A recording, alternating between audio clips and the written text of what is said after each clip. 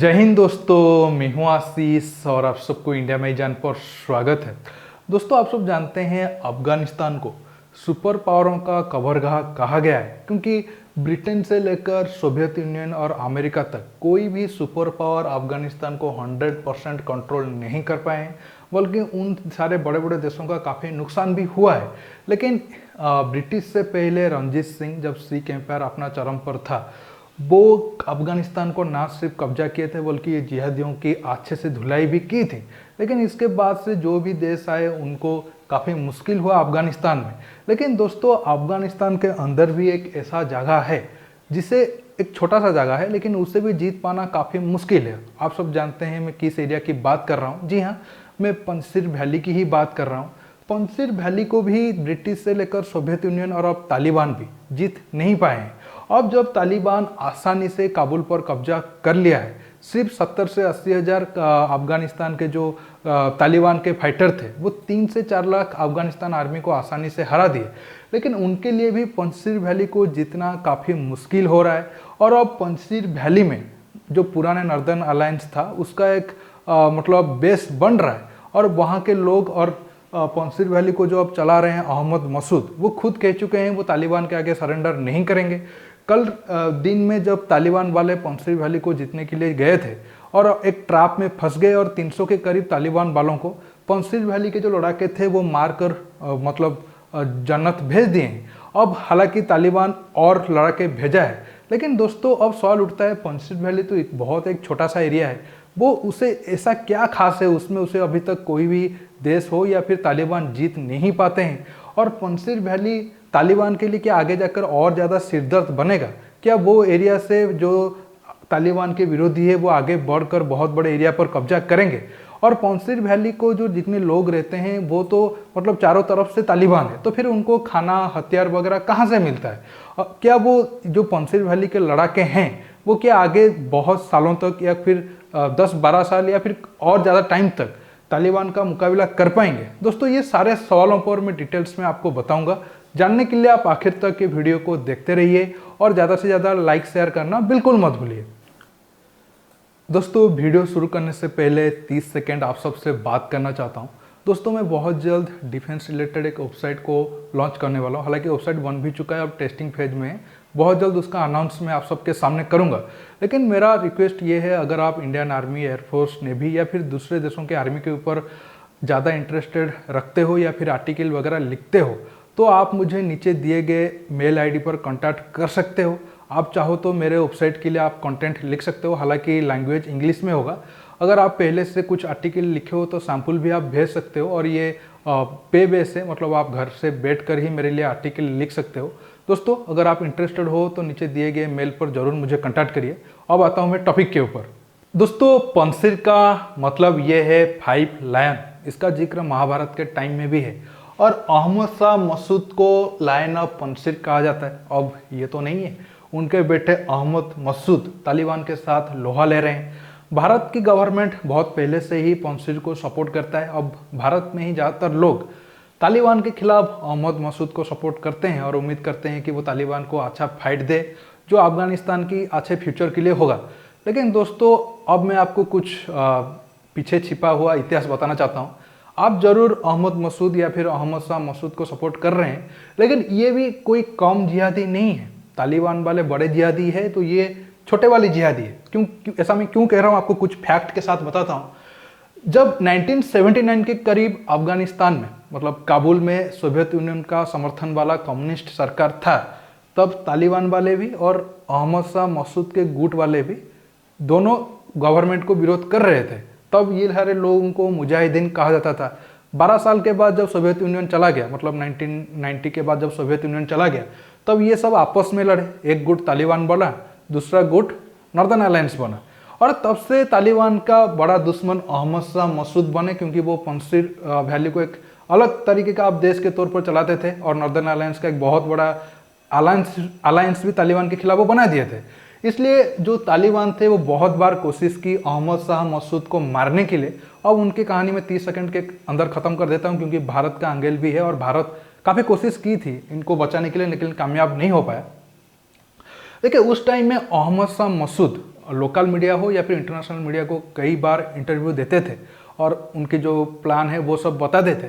इस चीज़ का फ़ायदा तालिबान ने उठाया और अलकायदा का इस्तेमाल करके उन्हें मार दिया।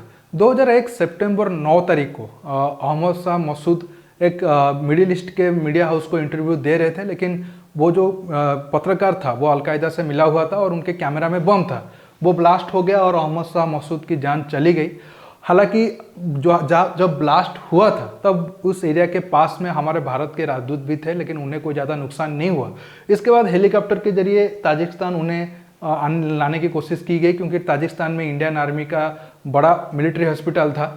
लेकिन हॉस्पिटल आने से पहले ही अहमद शाह मसूद की जान चली गई। तब उनके बेटे को सिर्फ 12 साल ही हुआ था। उससे कुछ साल बाद अहमद मसूद वो पंजशीर को संभाले। आप एक तरीके से इसे कह सकते हो अब अहमद मसूद पंजशीर के राजा है। अब आपके मन में सवाल होगा, पंजशीर वैली में ऐसा खास क्या है जो तालिबान 4 लाख अफगानी सेना को आसानी से हरा दिया और काबुल को बिना जंग लड़े ही जीत लिया, वो पंजशीर वैली को नहीं जीत पा रहा है। तालिबान से पहले ब्रिटेन, सोवियत यूनियन, उनको भी पंजशीर वैली को जीतने में काफ़ी मुश्किल आया था। ऐसा क्या खास है? देखिए, सबसे बड़ा खास है ज्योग्राफिकल कंडीशन। अगर आप पंजशीर वैली को देखोगे तो उसके तीनों तरफ बड़े बड़े माउंटेन हैं, मतलब काफ़ी किलोमीटर तक है। ऐसा नहीं है कि कुछ किलोमीटर के बाद आपके माउंटेन खत्म हो जाते हैं, मतलब एक बड़े सा रेंज है। और पंजशीर वैली के एंट्री के लिए सिर्फ एक ही एंट्री पॉइंट है और वो भी पंजशीर रिवर के पास, और काफ़ी नैरो वाला एरिया है। इसलिए क्या होता है कि दोनों साइड में, अगर मैं इस फोटो में आपको समझाता हूँ।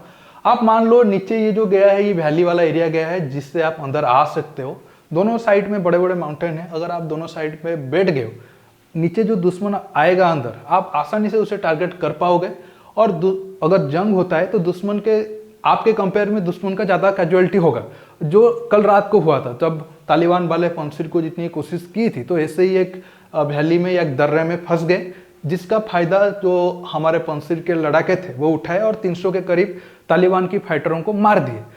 अब मैं आपको मैप में दिखाता हूँ। ये जो एरिया है ये काबुल है और काबुल से तकरीबन 150 किलोमीटर दूर पंजशीर वैली है। जो ग्रीन एरिया है ये पंजशीर वैली है। लेकिन इतने पास होने के बावजूद तालिबान को इस एरिया को जीतने में मुश्किल आ रहा है। और अभी कहा जा रहा है कि एक पास है, उसको भी अभी जो पंजशीर वैली के फाइटर है वो कब्जा कर चुके हैं, जिससे काबुल के साथ उनका जो सप्लाई लाइन है तालिबान लड़ाकों का वो कट गया है। और बहुत जल्द तालिबान उसे नहीं क्लियर करता है तो आगे जाकर बहुत बड़े एरिया पर अभी जो मॉडर्न नॉर्दर्न अलायंस है उसका कब्जा हो सकता है। देखिए, अहमद शाह मसूद के साथ है अमरुल्लाह सालेह, जो उपराष्ट्रपति थे और अब खुद को वो अफगानिस्तान के प्रेसिडेंट डिक्लेयर कर चुके हैं। पाकिस्तान के खिलाफ वो काफ़ी हार्ड लाइन में बताए हैं, मैं आपको पढ़ के नहीं सुना सकता हूँ। अगर हम मैप में देखेंगे, ये जो ग्रीन वाला एरिया है ये ऑलरेडी पंजशीर वैली या फिर मॉडर्न नॉर्दर्न अलायंस के पास है। जो रेड एरिया है वहाँ पे फाइट चल रहा है। और जो ब्लैक एरिया है आप देख सकते हो बहुत बड़ा एरिया पर तालिबान का कब्जा है।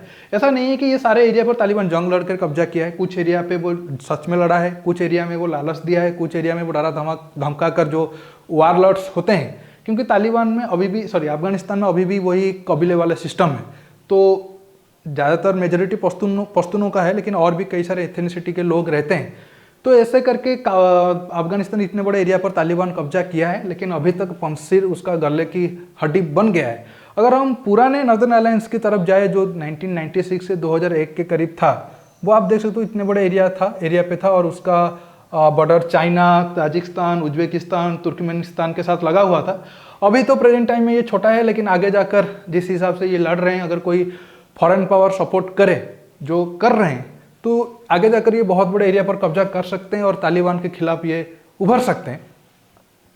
अब आपके मन में सवाल होगा, इस मैप में अगर हम देखते हैं तो चारों तरफ तालिबान है, तो अगर ये पंजशीर वैली के चारों तरफ से ब्लॉक कर देते हैं तो सप्लाई चेन भी पंजशीर वैली का कट जाएगा। तो फिर ये सारे लोगों को खाना कहाँ से मिलेगा, हथियार कहाँ से मिलेगा, और ये कितने दिनों तक जंग को जारी रख पाएंगे? देखिए, पंजशीर वैली में कहा जाता है कि 10,000 के करीब फाइटर हैं। हालांकि अभी जब काबुल फॉल हुआ तब कुछ अफगान आर्मी के लोग भी जाकर पंजशीर वैली में शरण लिए हैं। कहीं कहीं में बताया जाता है कि नंबर 15,000 से 20,000 तक भी बढ़ गया है। और ये जो इतने लोग हैं ये ताजिक अर्जिन के लोग हैं और इनको लड़ना ही है। अगर नहीं लड़ेंगे तो ये पूरा से पूरा जो 1-1.5 लाख वो सिटी के लोग हैं वो सब मारे जाएंगे या फिर उनके ऊपर बहुत अत्याचार होगा। इसके साथ साथ पैसे और बाकी सामानों की कमी नहीं है, क्योंकि जो पंसिर वाला एरिया है वो नेचुरली ब्लेस्ड है, क्योंकि वहाँ पंसिर रिवर बहता है और वो रिवर के ऊपर कई सारे डैम है। इसी वजह से उनको पानी का कमी भी नहीं है, जिससे एग्रीकल्चर का फायदा होता है और इलेक्ट्रिसिटी वगैरह भी ये प्रोड्यूस कर देते हैं। साथ में इनको ज़्यादा पैसा मिलता है पंसिर वैली में 170 के ऊपर एमराल्ड माइन से, प्रीशियस स्टोन का माइन से, जहाँ से ये सारे स्टोन को निकाल कर वो अमेरिका यूरोप में बेचते हैं और इससे उनको काफ़ी पैसा मिलता है और बहुत ज़्यादा फंडिंग उन्हें मिल जाता है, जिससे अहमद मसूद को और पंसिर में जितने लोग हैं वो तालिबान के खिलाफ उन्हें ताकत मिलता है। मतलब पहले से भी ऐसा ही चल रहा था, अभी आगे भी ये ऐसा ही करेंगे। दोस्तों, अहमद मसूद ये कह चुके हैं वो तालिबान अगर उन्हें ज़्यादा राइट्स देता है तो वो तालिबान के साथ रहेंगे। मतलब एक तरीके से ऑटोनोमस वो पावर लेना चाहते हैं। अगर तालिबान उन्हें सरेंडर करने के लिए कहेगा तो वो आखिर दम तक लड़ेंगे, कभी भी सरेंडर नहीं करेंगे। अब सारा गेम तालिबान के पास से वो क्या बातचीत करके अहमद मसूद को एक ऑटोनोमस पावर देगा, ज़्यादा पावर देगा। मतलब आप तालिबान के साथ हो लेकिन एक तरीके से आप आज़ाद भी हो, कई सारे डिसीजन आप खुद ले सकते हो। अगर ऐसा हुआ तो फिर दोनों के बीच डील हो सकता है।